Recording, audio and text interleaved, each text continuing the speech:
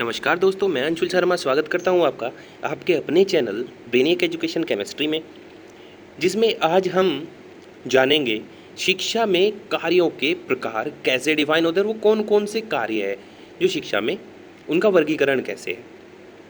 Clear guys? सो अगर आपको video अच्छी लग रही है तो प्लीज़ उसको शेयर करें, लाइक करें और चैनल को सब्सक्राइब करें। Clear guys? सो चलते हैं आगे और शुरू करते हैं आज का टॉपिक। शुरू करते हैं आज का टॉपिक कि शिक्षा में कार्यों के प्रकार।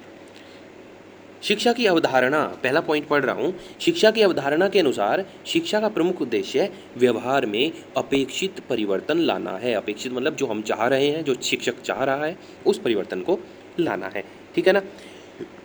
इस लक्ष्य की जो ये लक्ष्य है हमारा, अपेक्षित परिवर्तन लाना, इस लक्ष्य को जो पूर्ति है, हम कैसे अपेक्षित परिवर्तन ला सकते हैं? तो पाठ्यक्रम में हमें उसी अनुरूप पाठ्यक्रम को भी उस निर्माण जो है ना निर्धारित करना होगा। पाठ्यक्रम में चेंजेस करने होंगे। ठीक है ना? कैसे भाई? बालक की प्रकृति क्या है, कैसा वो है कि नहीं, उसकी आवश्यकताएं क्या हैं, बालक में क्षमता कितनी है, ठीक है, उसका एटीट्यूड कैसा है, पॉजिटिव है कि नेगेटिव है, उसके अकॉर्डिंग जो है ना पाठ्यक्रम का निर्माण होता है। ठीक है ना? तो उपरोक्त उद्देश्य की पूर्ति के लिए, सेकेंड पॉइंट पढ़ रहा हूँ मैं, उपरोक्त उद्देश्य की पूर्ति के लिए पाठ्यक्रम का निर्माण बालक की प्रकृति, उसके विकास के विभिन्न स्तरों पर उसकी आवश्यकताओं, क्षमताओं, अभियोग्यताओं, अभिरुचियों, आकांक्षाओं, अनुभवों एवं कार्यों, हे भगवान, कार्यों को ध्यान में रखकर ही होनी चाहिए। ठीक है ना? इतने सारे नाम याद आ गए, इसमें से जितने भी याद रहते हैं आपको उतने चेप देना। Clear guys? लिखना अपने हिसाब से ही होता है। मेरा मकसद है आपको कि कंटेंट में पूछा क्या जा रहा है, हमें बताना किस बेस पे है, वो मैं आपको बता रहा हूँ और मैटर भी मैं मैक्सिमम रखने की कोशिश कर रहा हूँ। अच्छा, तो पहले के समय में और अब के समय में अगर हम देखें तो पठन पाठन जो है, ये शिक्षा का क्षेत्र है, ये काफ़ी व्यापक हो गया है। पहले क्या है, स्कूली शिक्षा में सिर्फ सिलेबस पे ध्यान दिया जाता था, उसके बाद फिर बहुत सारी चीज़ें उसमें जुड़ती चली गई। गांधी जी ने ऐड करवा दी है ना, हस्तशिल्प वगैरह। उसके बाद भी बहुत सारे आयोग आए है ना, और उन्होंने अपनी नई नई बातें बताई। ठीक है, और बदलाव शिक्षा में होता चला गया। सो समय के साथ जो है ये एक सीमित घेरे से निकल के व्यापक रूप ले चुका है। जैसे स्कूलों विद्यालयों में भी आप देख रहे होंगे कि एक्स्ट्रा करिकुलर एक्टिविटीज़ बहुत ज़्यादा होती हैं, जिससे हमारा मानसिक, साइकोलॉजिकल, शारीरिक, बौद्धिक, सामाजिक है ना, व्यवहारिक सब विकास होते हैं। माइकल पलार्डी के अनुसार शिक्षा पाठ्यक्रम निर्माण में कार्य क्षेत्र का निर्धारण करना पड़ता है। शिक्षा के जब हम पाठ्यक्रम का निर्माण करते हैं तो कार्य क्षेत्र का भी निर्धारण करना पड़ता है। तो कार्य क्षेत्र के निर्धारण के आधार पर, कार्य क्षेत्र के निर्धारण के आधार पर इनको 5 भागों में बांटा गया। तो पहला है शैक्षिक नियोजन कार्य। अरे सब एक ही जैसे दिख रहे हैं, ब्लू ब्लैक कुछ है ही नहीं, है ना। शैक्षिक नियोजन कार्य, ठीक है, ये देखिए यहाँ पे इंग्लिश में भी लिखा हुआ ना, ये वाला मैं पढ़ रहा हूँ, शैक्षिक नियोजन कार्य।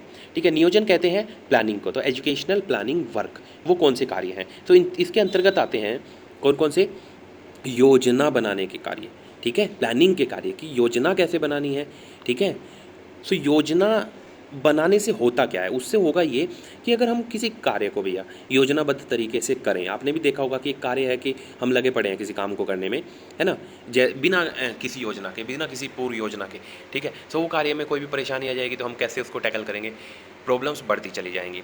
लेकिन अगर हम योजनाबद्ध तरीके से पहले ही उसको सोच समझ कर करेंगे तो वो कार्य कम समय में होगा, कम खर्च में होगा, एफर्ट भी उसमें कम लगाने पड़ेंगे, क्योंकि पहले से ही हमारे पास योजनाएं तैयार हैं और हमें पता है कि क्या क्या परेशानियां आती हैं और किस रास्ते से हमें जाना है। मतलब कहने का कि कैसे ये काम हमें करना है। भाई अलग अलग तरीके के काम हैं तो अलग अलग उसमें सबके तरीके हमें अपनाने पड़ते हैं। ठीक है दोस्तों, मैटर आप पढ़ लेना, यही यहाँ पे होगा।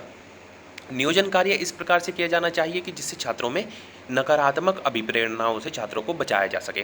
ठीक है, जो नेगेटिव मोटिवेशन है, जो नेगेटिव एटीट्यूड है, नेगेटिविटी है, उनका असर उन पे ना पड़े, क्योंकि छात्र जो है कच्ची मिट्टी का एक घड़ा होता है, ऐसे बताया गया है। तो उसको आप किधर भी कैसे भी ढाल सकते हैं दोबारा से उसको, है ना। तो अच्छा ही वो बने और अच्छाई के कार्य में ही लगे, तभी तो एक अच्छे समाज का निर्माण हो पाएगा। तो ऐसे हमें नियोजन करना। अच्छा, और भी पॉइंट है, क्या है? शैक्षिक नियोजन उचित होने से बच्चों में रुचि व उत्साह का संचार होता है। ठीक है, और सेकंड पॉइंट अब आता है प्रतिक्रियात्मक कार्य। ठीक है, यहाँ पे एक्शन रिएक्शन का लो, in action has equal and opposite reaction.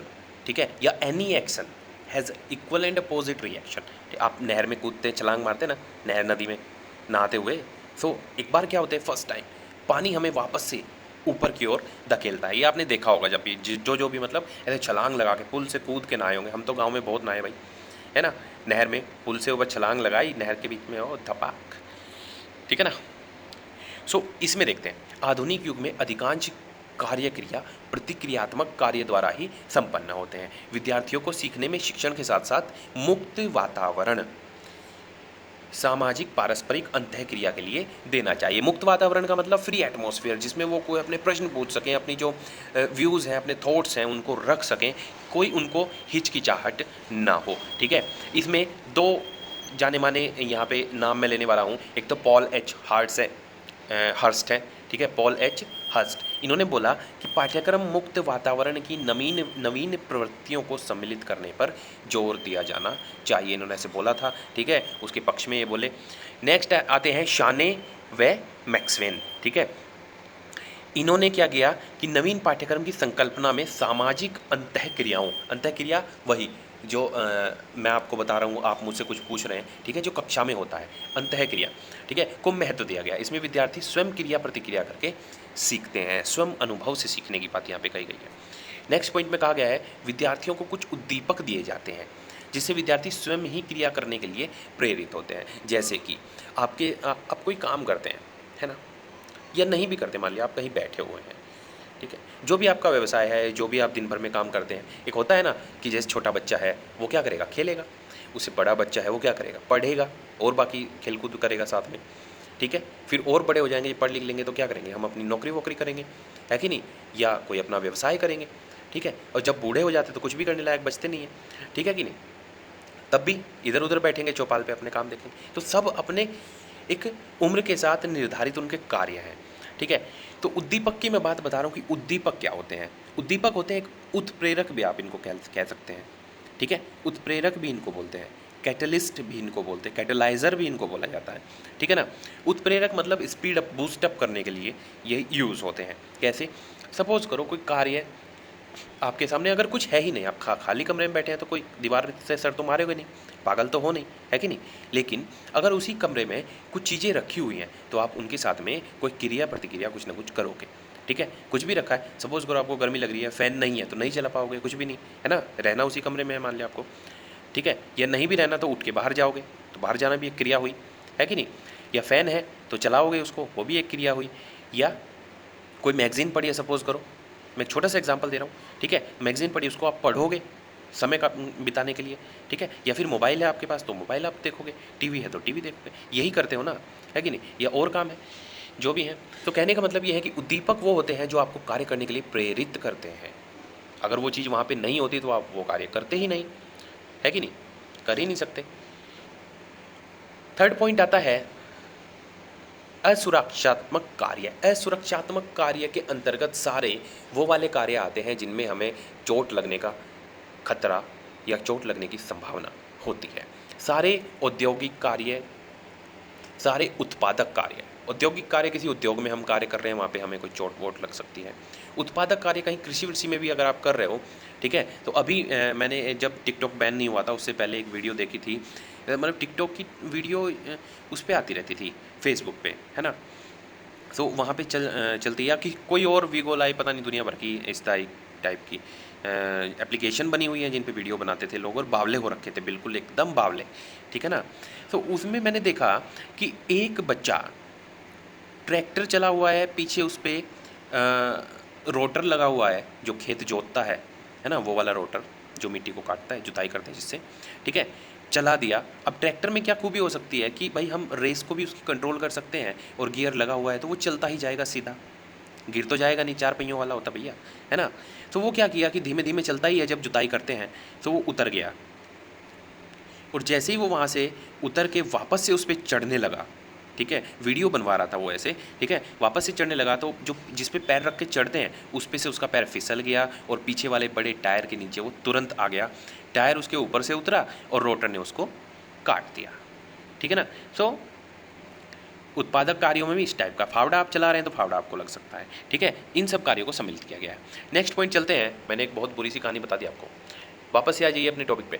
औद्योगिक प्रगति के कारण बढ़ती हुई दुर्घटनाओं के बचाव हेतु पाठ्यक्रम में सुरक्षा, शिक्षा तथा मालिक मजदूरों की के जो झगड़ों के निराकरण हेतु समाजवादी दृष्टिकोण का समावेश किया गया है। ठीक है, अब मैं आपको एक कहानी बताइए, छोटी सी ट्रैक्टर वाली और ये दुर्घटना वाली, है ना, ये भी शिक्षा का एक अंश आप मान लीजिए।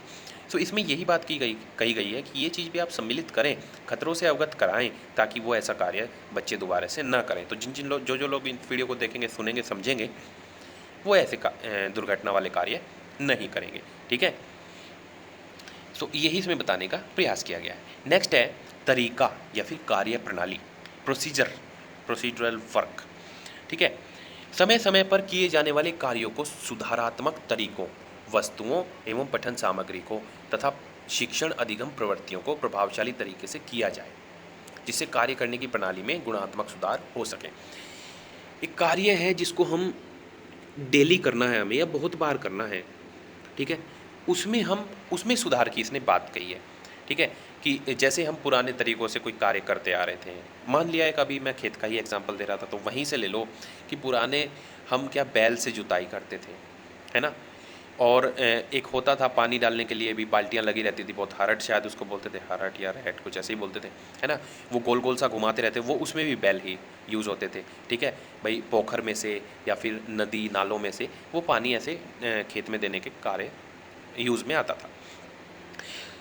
उसके बाद उसी कार्य को अगर हमने क्या और उसमें सुधार किया, हमने क्या किया, बोरिंग किया, बोरवेल, है ना, पहले मतलब कुएँ खोदे, कुओं के बाद में फिर क्या ना ट्यूबवेल लगाने लगे।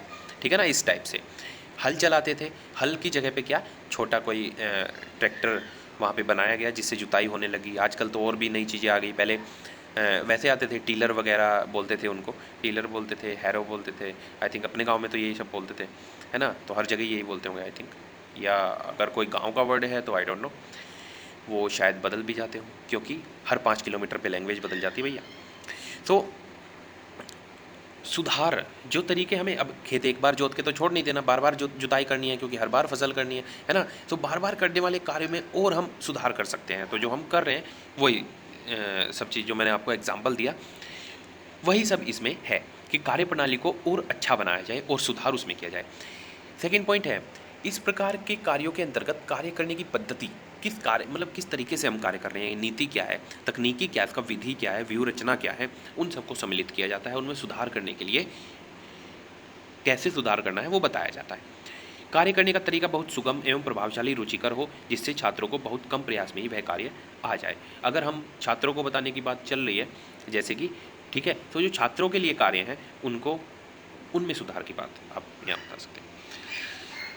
समस्या समाधान कार्य, इस संसार में मानव जब से जन्म लेता है और मृत्यु तक समस्याएं ही समस्याएं आती हैं भैया, बहुत समस्याएं आती हैं।